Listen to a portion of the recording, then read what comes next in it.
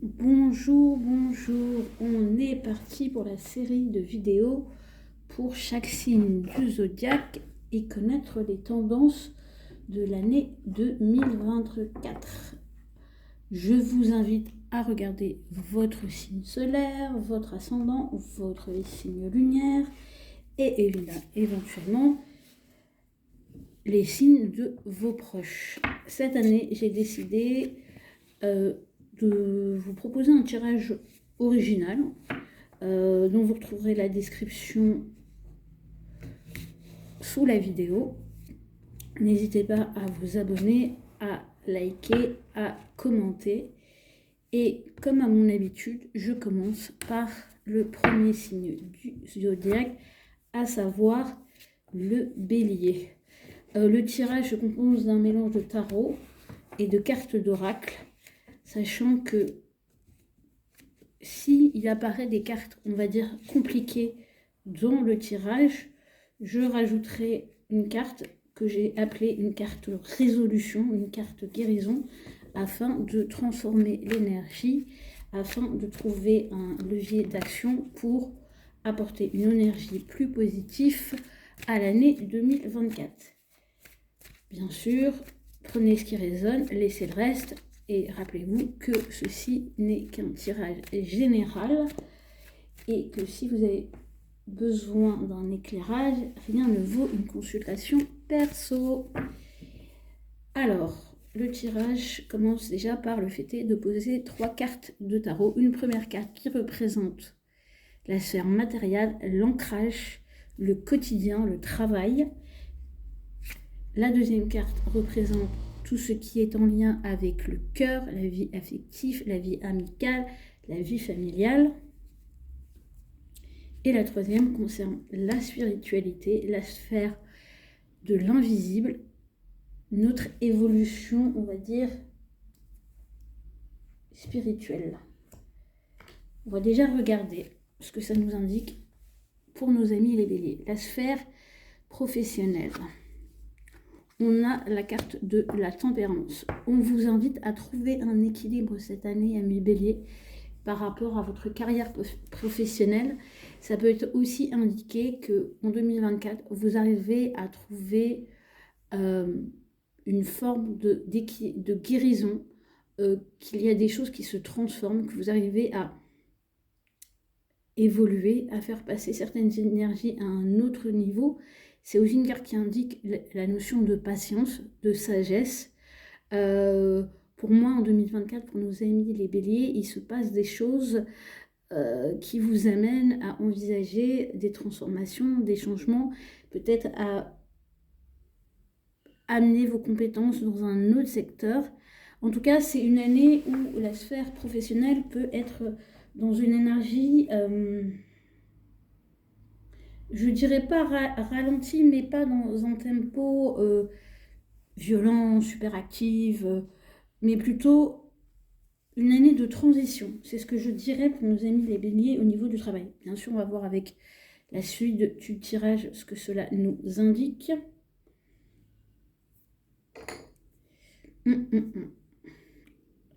Ensuite, nous avons la carte de ce qui concerne la sphère privée, affective, personnelle.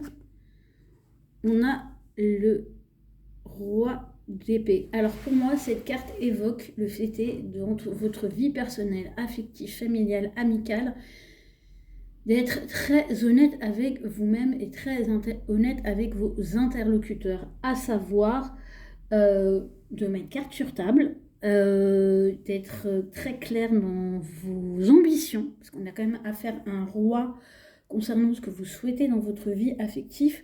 J'aurais tendance à dire, ne vous embarquez pas dans une relation si vous sentez dès le départ que ça n'a rien à voir avec vos attentes. Et voilà, vous avez quand même un instinct assez développé et ça vous indique que ne fermez pas les yeux sur ce qui pose problème dès le départ. Ça, je dirais, c'est pour les nouvelles rencontres. Et soyez très clair sur vos attentes. Et le bélier, dans la sphère affective, peut avoir cette tendance de s'emporter rapidement, de passer outre les détails quand il a un coup de cœur, sauf que eh ben, assez vite, ça le rattrape. Donc là, ce qu'on vous dit, c'est soyez intelligent et mettez les choses au clair dès le départ, avec vous-même, avec l'autre. Pour les personnes déjà en couple, ça veut dire que ça va être une année où il se peut que vous soyez amené à dire les choses plus clairement, à sortir de certaines indécisions, à moins vous laisser emporter par les émotions. Donc ça veut dire être aussi moins réactive quand des sujets se présentent dans votre sphère affective, y compris amicale. Pour moi, ça marque aussi, on va dire, il faut savoir que Amy Bélier, vous avez un grand cœur, mais sur un point de vue émotionnel, comme vous êtes très sincère, très direct, vous n'avez pas ce que j'appellerais le vice en vous, donc vous avez tendance à être très surpris quand quand les gens ont des comportements, j'ai envie de dire, un peu vicieux. Et du coup, vous avez de la déception. Et là, avec ce roi d'épée, pour moi, c'est vraiment le fait est que vous allez arrêter de tomber des nues dans votre sphère émotionnelle. Voilà, on continue avec l'aspect spirituel. Très intéressant. On a le cavalier de coupe. Pour moi, ça peut marquer, justement, et ça fait aussi écho à ce que je disais sur la sphère émotionnelle, il se peut que vous ayez à cœur de donner de votre personne. Pour moi, c'est un signe de compassion, c'est un signe... le cavalier, c'est quelqu'un qui est dans une quête. Et vous, votre quête vis-à-vis spirituel, par rapport à l'humanité, par rapport à cette sphère-là, va vraiment se faire avec le cœur. Et je pense que vous aurez envie de partager vos compréhensions, vos découvertes, et peut-être même d'entamer un chemin dans ce domaine-là, si jusque-là, c'était un sujet où vous n'étiez pas forcément engagé. Mais pour moi, il y a vraiment cette notion de donner, d'avancer.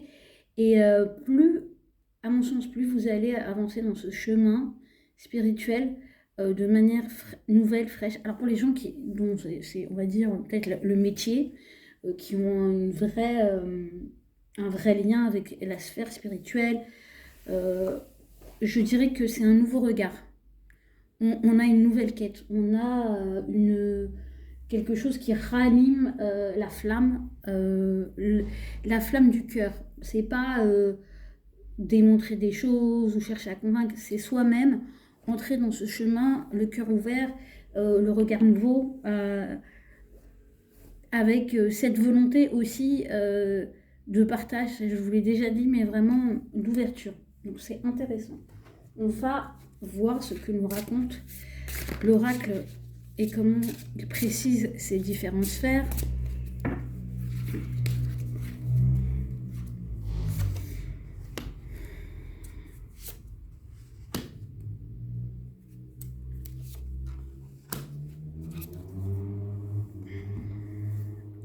Sur le plan concret, matériel.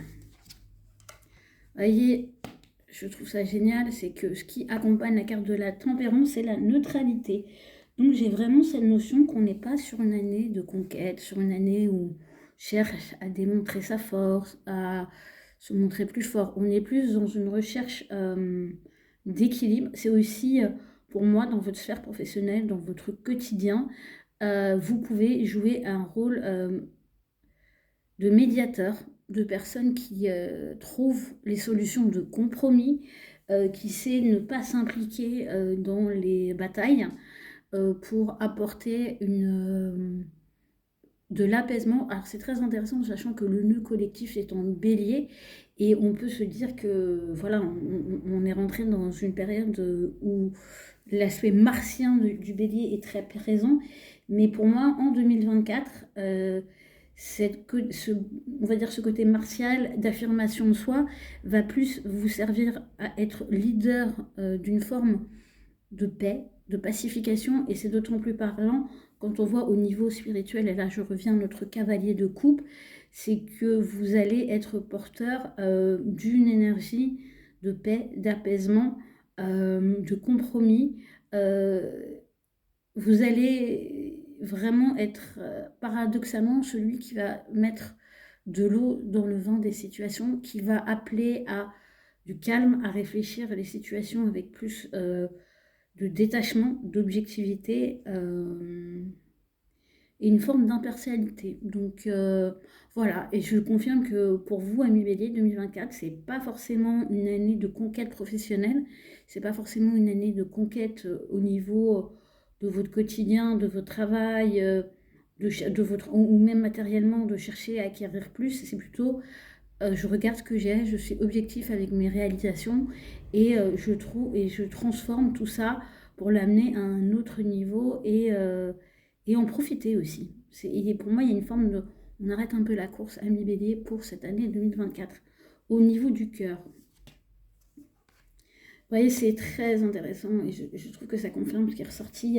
Où je vous disais, vous allez être beaucoup plus objectif, être moins dans les émotions, voir les choses avec beaucoup plus de discernement, de clarté. Et ben avec cette carte de l'automne, ça confirme que cette année, vous vous détachez, et mon sens, ça fait aussi écho à la tempérance, vous vous détachez de fonctionnement, de schémas, d'histoires, de répétitions. Euh, vous êtes invité à laisser entrer une nouvelle énergie, mais pour ça, vous devez vous détacher de l'ancienne, sachant que l'automne marque aussi une récolte, un aboutissement, une maturité, euh, un temps de repli aussi. Donc je pense que sur le plan émotionnel, affectif, il peut y avoir, on va dire, des transformations lentes. Alors ça ne veut pas dire forcément un grand changement en 2024, mais plus qu'on implante quelque chose et dans les relations qu'on entretient, on regarde ce qui a lieu d'être et ce qui n'a plus lieu d'être. Ça peut aussi dire que dans des relations déjà bien établies, on abandonne des fonctionnements, des attitudes, des habitudes qui, au final, nous desservent et n'apportent rien de supplémentaire à la relation, à la situation. Euh, Ça peut être aussi une année, comme je vous disais, vous n'avez pas forcément envie d'être dans l'ultra-socialisation, dans l'activation. Et pour moi, ça peut être aussi que du coup, vous allez être un peu plus en observation du comportement des gens autour de vous. Et ça rejoint le roi d'épée.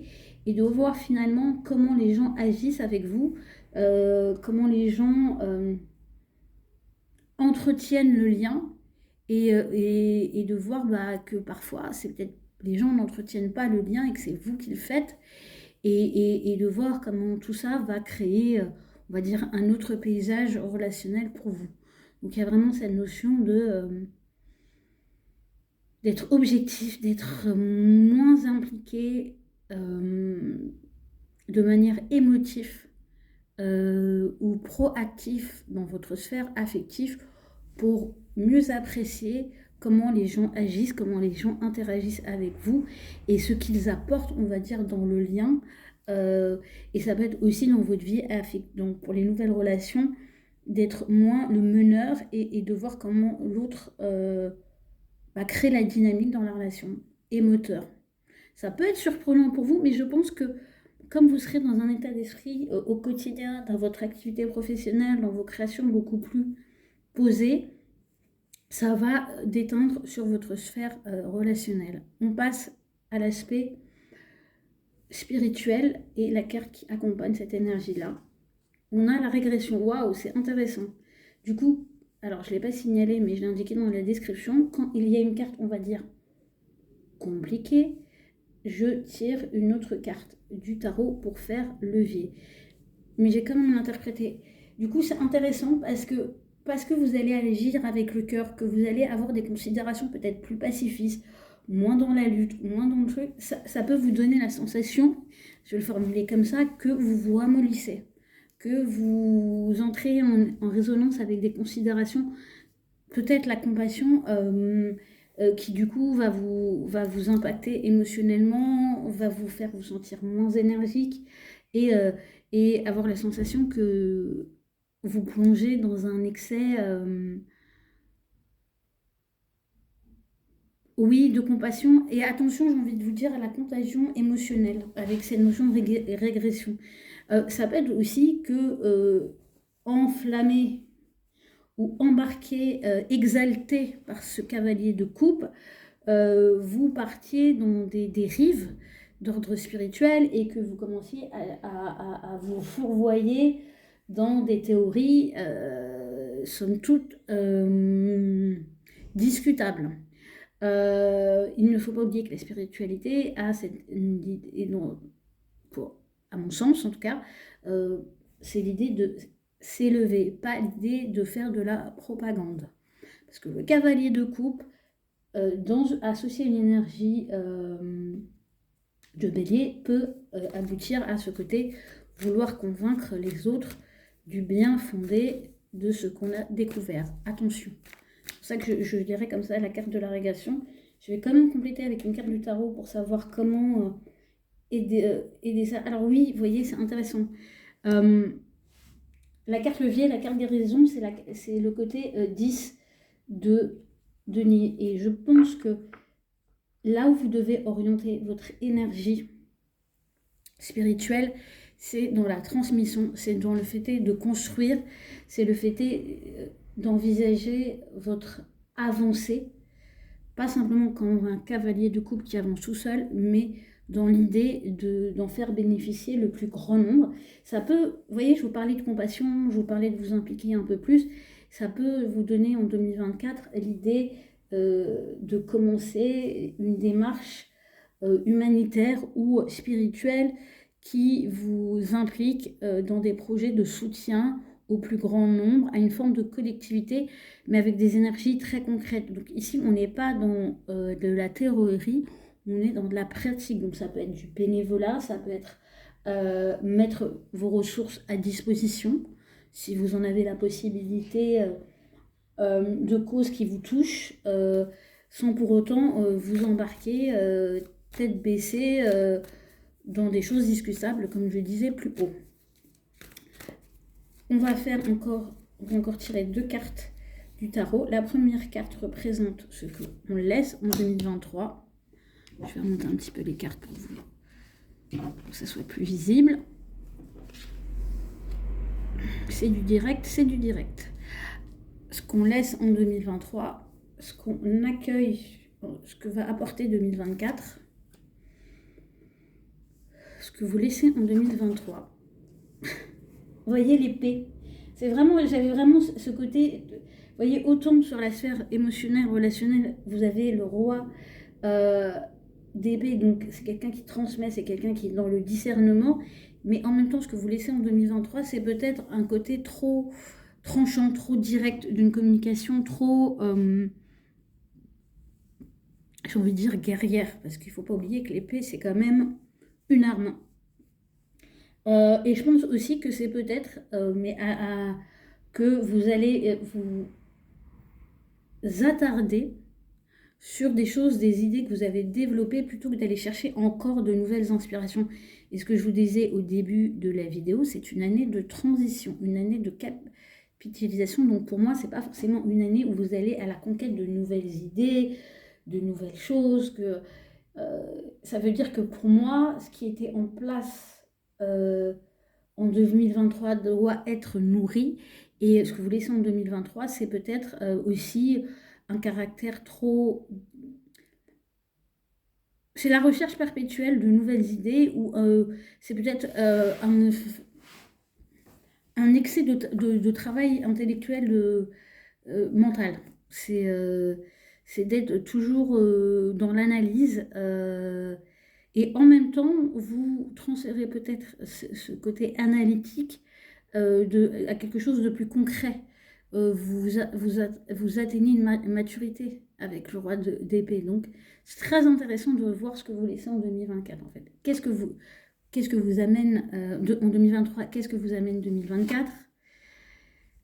Génial. Le cavalier de denier. Et je vous disais, la capacité à capitaliser, à rester ancré dans ce qu'on a construit, ça vous amène une forme de patience, de faire croître avec ce 10 de denier, c'est ça. Pour moi, Ami Bélier, en 2024, ce que vous apprenez, c'est à ne pas toujours initier de nouvelles choses, mais à ancrer ce que vous avez construit jusqu'ici pour en faire un terrain de transmission, un terrain d'élévation.